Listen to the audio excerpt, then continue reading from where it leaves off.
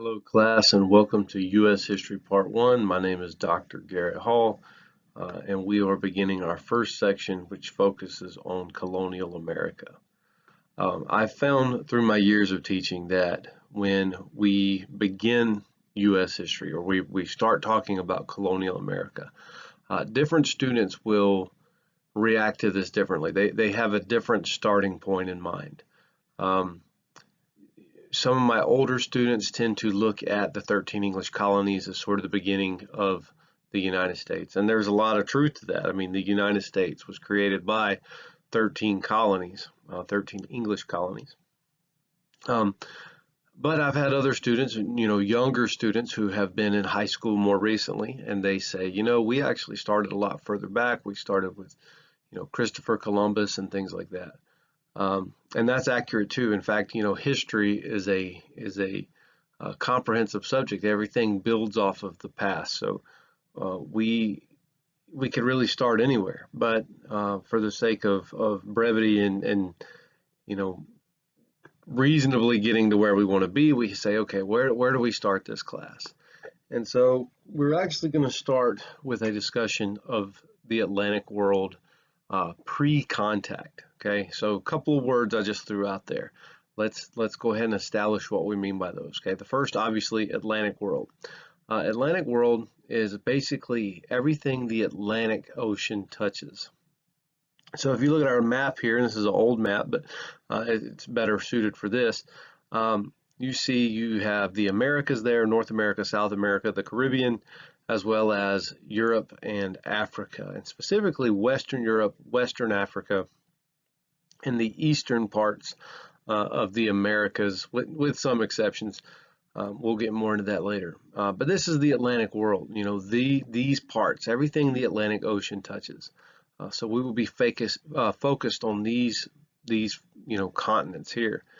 And then I used a term, I said pre-contact, and the word pre-contact is not written there. But when we say contact, especially in colonial American history or Atlantic world history, what we mean by contact is when the people from these various parts, whether it's Europe and Africa, Africa and the Americas, Europe and the Americas, it's when these people first make contact. And of course, the big event that we really think of when we think of contact is Columbus, Christopher Columbus, quote unquote, discovering America in 1492. So sometimes you'll hear pre-contact and pre-Columbian, those terms sort of used interchangeably, and we will do that here, and hopefully that'll make sense. Okay, so that's where we're going to start. What was going on in the Atlantic world pre-contact? All right, so let's look at the Americas first, and we're actually going to start in South America, and we're going to talk about a group of people there called the Incas. All right, now you'll notice here immediately you see the word Inca Empire, and then you'll see some dates there. Okay, for the sake of this class, we're not too concerned with dates. Dates are there basically to give us an idea of where we are in time, sort of a timeline to keep in our mind, but the dates are not that important most of the time. Dates are facts that can be looked up and things like that. There are some exceptions. There are some dates that are, really significant in world history because of events that happen that may probably change the world or something like that. Dates are also important when it comes to treaties because treaties are usually named after a city in which it is signed and the date. And some cities have had lots of treaties signed in those cities. So the date becomes important because it's part of the name of the treaty. For example, the Treaty of Paris of 1763 and the Treaty of Paris of 1783, two different things. They also both happen to be important parts of this class. So keep those in mind. But for the most part, we're not going to worry too much about dates. I just have dates here so you can kind of see what's going on.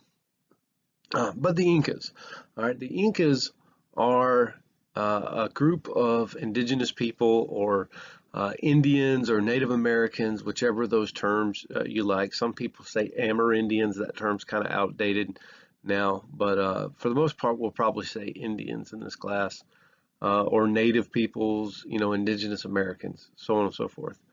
The Incas were a group of people who lived in the Andes Mountains and mostly what today we think of as Peru. So sort of that western rim of northern South America, just across the mountains. Obviously, to the east of those mountains, you have the giant Amazon River basin, but there are people in that Amazon River basin, but they're mostly like small tribes that are dispersed and stuff like that.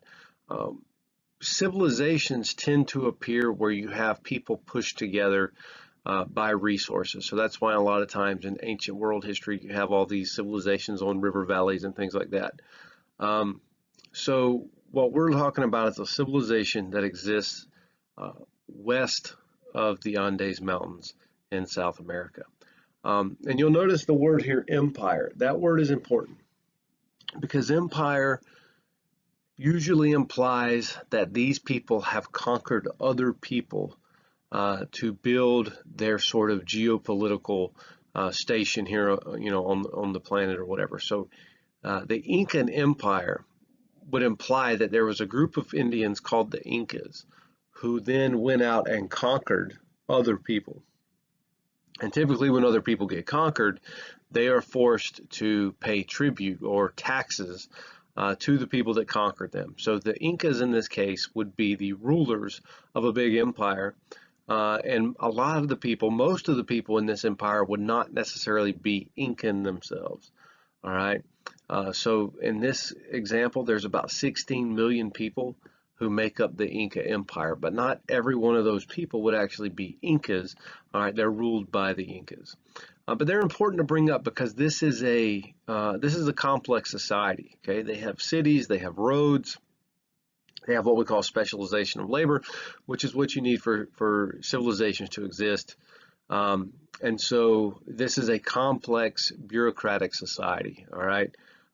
This is not a little group of Indians that you might see on a movie or something where there's a few people in a village and they're walking around naked and they're just trying to get food to survive for that day.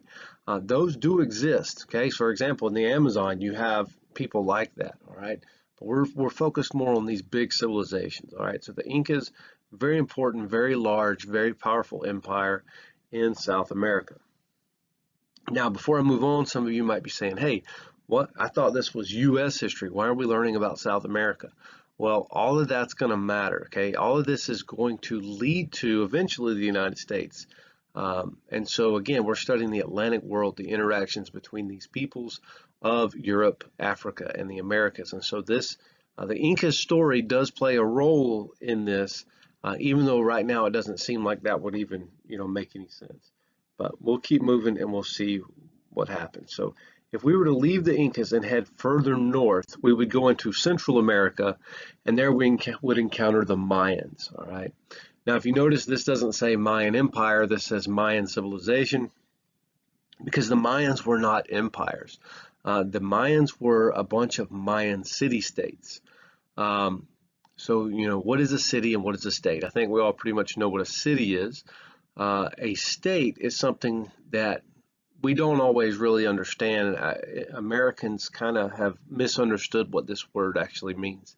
A state is a politically sovereign place. In other words, a state is somewhere who governs itself. No one else tells it what to do, right? So England would be a state. China would be a state. We are the United States because Georgia is a politically sovereign place. Nobody, South Carolina doesn't tell Georgia what to do. Georgia doesn't tell South Carolina what to do. All right, Georgia and South Carolina are politically sovereign, but we are united. We are united under a federal government and a constitution.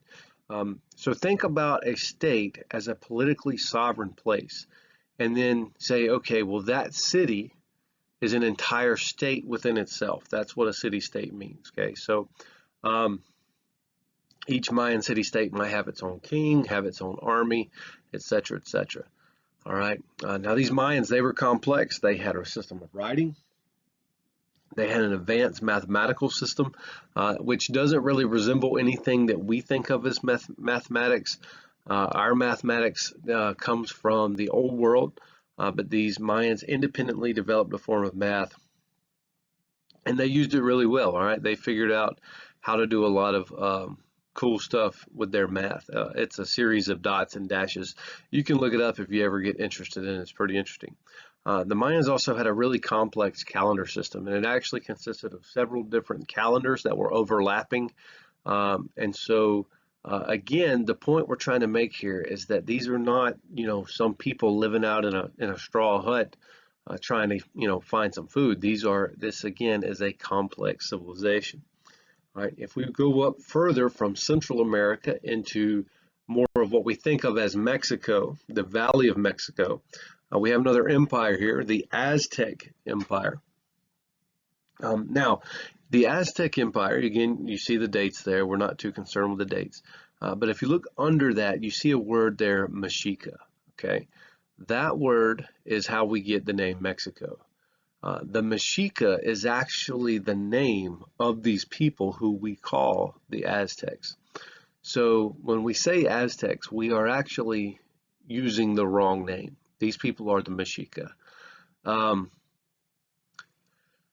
Again, they're an empire, so they've conquered a lot of other people. They've conquered most of Mexico by the late 15 or the early 1500s, the late part of their period. They've conquered most of Mexico, which means these people pay tribute to them, pay taxes to them. And they have a capital city called Tenochtitlan. And if you look there, Tenochtitlan had about 250,000 people. That's just in the city. This is not the empire. This is just the Aztec capital. That is bigger than any city in Spain during the same time. And I use Spain purposely because Spain is going to be the European power that eventually conquers the Aztecs. And there's going to be a lot of confusion in the early days about why they were able to conquer the Aztecs. And we'll see more about that later. But this is, again, is a very powerful empire, a very advanced civilization that exists in Mexico. Okay, if we were to go farther north, all right, we would end up in what we think of today as the American Southwest. So this would be like New Mexico, Arizona, this area. Here we have a group of people. This isn't the name of a tribe or anything like that, but this word here refers to a type of people who live in this place. So the indigenous people that live in this part of the world, the American Southwest, as we call it. We're going to refer to those as Puebloans, all right? Now, the Puebloans, people used to call them the Anasazi, and that has sort of fallen out of practice because this is, again, kind of like the Aztecs. This is not their name. This is not the name they would have called themselves. This was the name that another Indian group called them, and so it's not an accurate name. But if you do hear the word Anasazi, they're referring to these Pueblo people. Okay. Now again, when I say this is not a tribe or anything like that, these people wouldn't have self-identified as Puebloans back in the day. This is a common culture that they shared, and it really has to do with the houses they built. They built these towns and these houses out of stone and out of adobe and things like that. All right, so much smaller scale than the Aztecs or the Incas, but they were still, some complex places. If you look here, this is an example, Pueblo Bonito in New Mexico. This was basically a giant apartment building. All right, 600 rooms, 1,000 people lived there. This is, pre-Columbian. So this is interesting that this existed. Again, not just some small village somewhere. This is a complex society. All right, as we keep going north and we're going to shift east, we arrive with the Mississippians. All right, and like the Puebloans, Mississippians is not a tribe. It's not the name of a group of people. It's sort of the general name for an entire type of people who lived in the eastern woodlands right before contact. Okay. So you would not have traveled back in the day. You would not have gone to a village or a town and they would have called themselves Mississippians. All right, these Mississippians had lots of different names, lots of different tribes, independent tribes, politically sovereign tribes. But they all shared some things, okay? So for example, the Mississippians, they lived in the eastern woodlands. They tended to live on rivers or streams, and they were politically organized into chiefdoms. All right. Now a chiefdom is basically a little empire. Okay. Basically, you would have a Mississippian town. Okay. And this town may go and conquer other towns. So let's say on a particular stretch of river, you had 200 different towns. Well, in a chiefdom, one of those towns had conquered the other 199 towns. And so that 200 towns is ruled by one of the towns, specifically the chief of that town. So we call that guy the chief, and he rules the chiefdom. Another thing indicative of these chiefdoms are these large earthen Indian mounds, and you see a picture of a couple of them here. These mounds, these big giant dirt mounds, are basically the same thing that we think of as pyramids. If we go down to Mexico or down to the Incas or something like that, and we see these big stone pyramids, these earthworks are the same thing. They're just made of earth rather than stone. So they're used for burial. They're used for religious, religious ceremonies and things like that. They're built for political monuments and things like that. So these big, large Indian mounds in the eastern half of the United States. This is part of Mississippian culture. And again, these people are complex. They're not as big, these empires, again, they're not as big as the Aztec Empire, the Inca Empire. These chiefdoms are smaller empires, but they're still complex. For example, the largest Mississippian city is Cahokia. Cahokia is in present-day Illinois. Cahokia had about 15,000 people. So, 15,000 is a lot smaller than the 250,000 that lived in Tenochtitlan, but it is still much bigger than what we think of as these little villages of maybe a couple of hundred people trying to sustain themselves. So again, complex society that exists in Eastern North America. All right, so same thing, we're sticking pre-contact, but we're going to go over to Europe. So the same time that some of these, the Mississippians are building their chiefdoms and the Puebloans are building their pueblos and things like that. Over in Europe, we have a pretty big event that happens called the Crusades. Some of you guys are probably thinking, what in the world does the Crusades have to do with U.S. history? But again, we're going to get there. We're given, the backstory right now. So if you're familiar with the Crusades were a series of holy wars, all right, wars between Christendom or Christian Europe and for the most part the Islamic Middle East. And most of these wars were either fought over or had something to do with the Holy Land. Now that's really oversimplifying it because sometimes these wars didn't even make it to Jerusalem. But that was sort of the main idea, okay? What we're not really too concerned with why there were crusades. What we are concerned with is the result of the crusades. And a big part of the crusades, a big result or big impact as far as we're concerned, is that the crusades helped develop a Western desire for Eastern goods, okay? So these guys from Europe who are going to the Middle East and they're fighting these wars, they're being exposed to new types of fabric like silk and cotton. They're being exposed to new spices like black pepper and cinnamon and things like that. And so they bring these things back to Europe, and they bring them back to Europe, and people are, this stuff makes food taste good. It's more comfortable than wearing wool on a hot day or something like that. And so the Crusades help establish a desire in the West, all right, for Eastern goods. Let's see what happens with that. Okay, a little bit later in Europe, we have an event called the Renaissance, all right? The Renaissance, it means the rebirth. And basically, it's sort of a Eurocentric view, but what it implies is that once upon a time, Europe was the pinnacle of civilization, right? We talk about ancient Greece and ancient Rome, and the idea is that these places were the most advanced civilizations in the world. And then obviously, Rome fell, and Western Europe sort of went into a period of fragmentation, deurbanization. We go from having a big empire to these smaller nation states like France and England and things like that.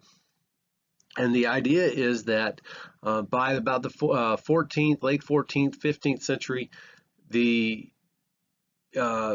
civilization returns to Europe, especially to Italy, all right, to where Rome was. So it starts in a city called Florence, and it spreads from there.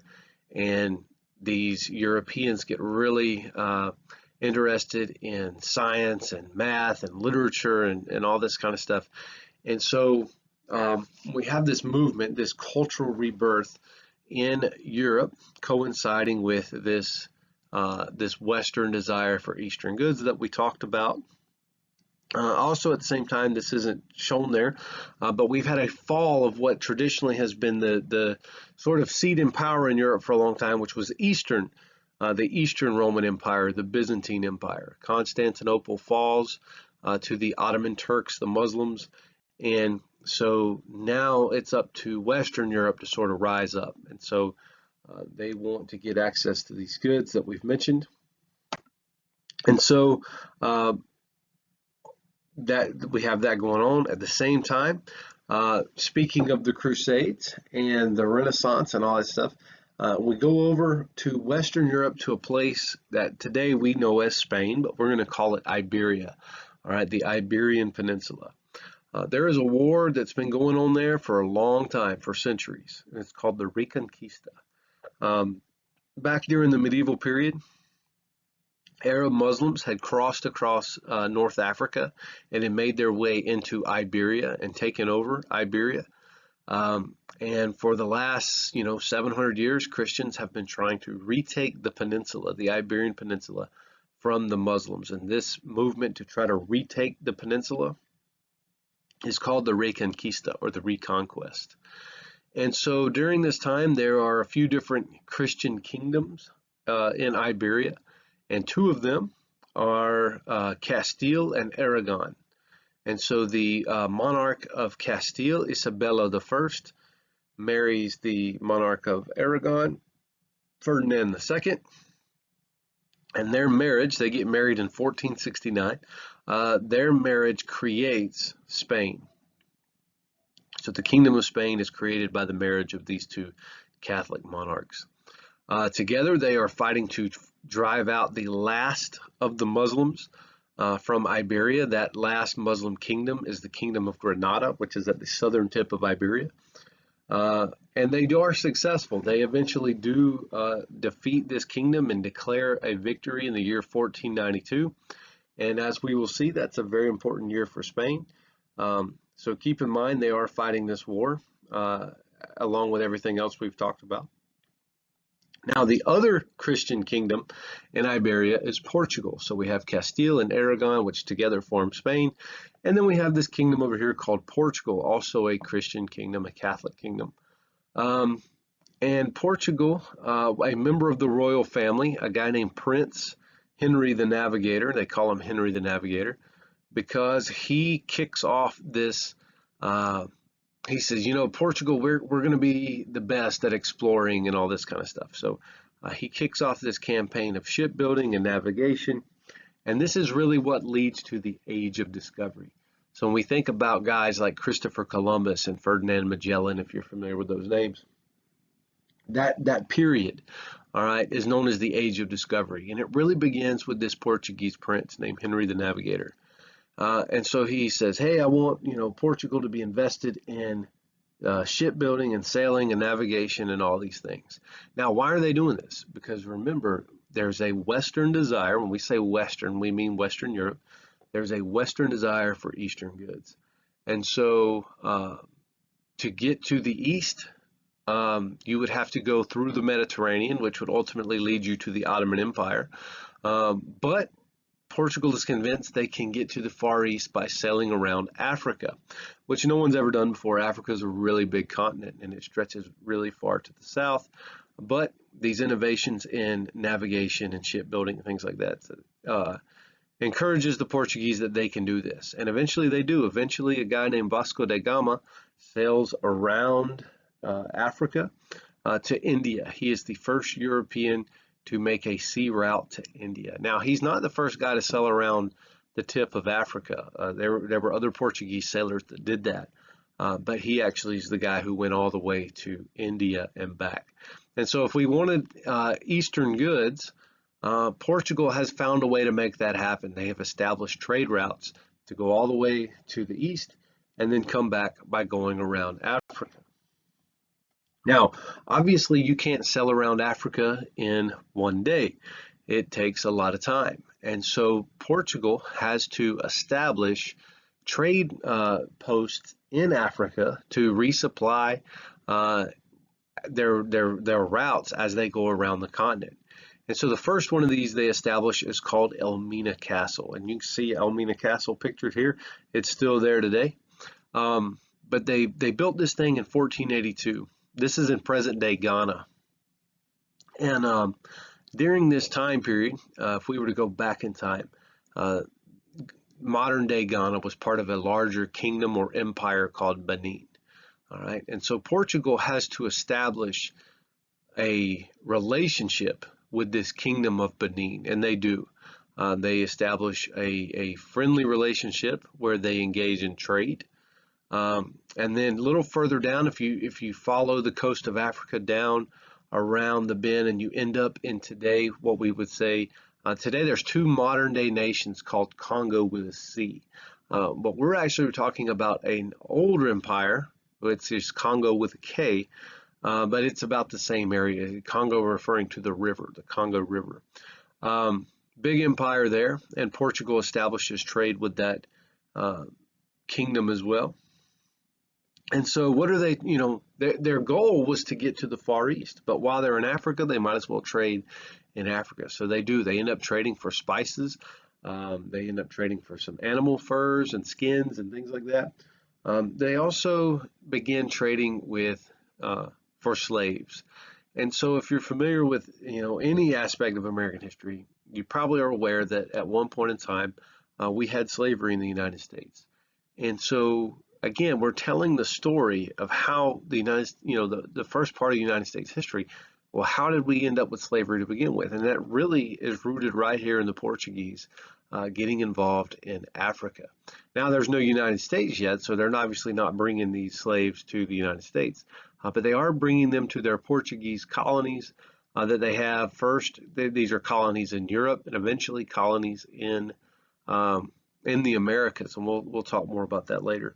But to clear up a few misconceptions about slavery, because there's two things that you often hear repeated regarding this, and it's a good idea to go ahead and sort of address those things. Okay, so one idea that people have is that Europeans, white Europeans, so in this case Portuguese, went into Africa and captured people and enslaved them. That's not the case. The Portuguese never really went into the interior of Africa. They couldn't. They would have died from tropical diseases, or they probably would have been killed by Africans. So everything they did, they pretty much did on the coast. Like you see Elmina Castle here is on the coast. The Portuguese engaged in trade with Benin and Congo. They traded for the slaves. They did not go in and enslave people themselves. That's not for forgiving them for engaging in the institution of slavery. This is just something that existed during this time that we have to address. But they traded for the slaves. Okay. Now, some people take that and they argue another misconception where they'll say that Africans sold their own people into slavery, and that is actually incorrect, because there is no such thing as an African people in the sense that people mean that. You can't say that Africans sold their own people into slavery, because Africa is an entire continent, and Africa is not made up of one people. It's made up of lots of peoples. All right, so there's different ethnicities and clans and religions, and there's all these variables that separate people. All right, in Africa, just like there's all these different Europeans, right? We have Germans and we have French and we have Norwegian and we have Italian, so Africa is the same way. It's a complex place with lots of diversity. And so when Benin and Congo sold slaves to the Portuguese, they're not selling their own people. They're selling the people they've gone to war with. They're selling their enemies. All right. Just because they're all on the continent of Africa don't mean they're all the same people. Just like all the people in North America aren't the same people, or all the people in Asia aren't the same people. So addressing those two issues, this is really the beginning. This is where the seed is planted to eventually lead to American slavery. And we'll see how we get to that later on in the course. All right, so Portugal, they go to the Far East. They get these Eastern goods. They bring them back to Western Europe. They sell them. They make a lot of money. And obviously, other European nations are envious of this, particularly Spain. Spain says, hey, we also would like to make a lot of money in Eastern goods. But the problem is Spain is forbidden from selling around Africa. The Pope, which is the head of the Catholic Church, has declared that Spain cannot sell around Africa, that area is for the Portuguese. And so here enters Christopher Columbus. Christopher Columbus is not Spanish. He is actually Italian. There's not a country during this time called Italy, but he is Italian. He's ethnically Italian. And he says, I will sail for Spain, and I will go to the Far East and get stuff and bring it back here. But I won't go around Africa. I will sail to the east by going west. And so Spain finances his trip, gives him 3 ships, and of course he sails west across the Atlantic. And in 1492 he arrives in what he calls San Salvador, which is basically an island in the Bahamas.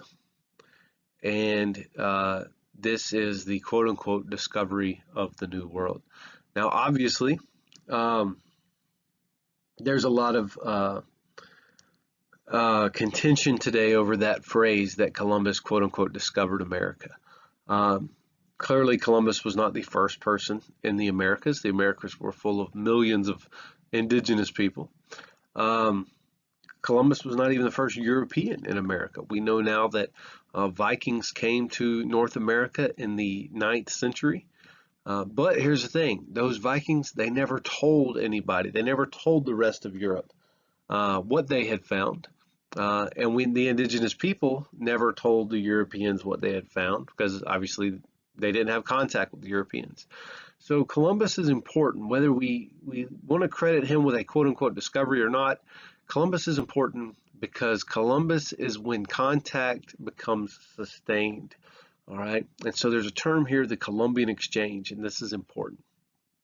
The Columbian Exchange is the exchange of plants, animals, people, diseases, technology, and ideas between the Old World and the New World. All right, what's the Old World? Europe, Africa, Asia. What's the New World? The Americas. All right, this Columbian Exchange is why Columbus is important. There are so many examples, of all of these things, plants, animals, people, diseases, technology, and ideas that crossed the Atlantic because of Columbus.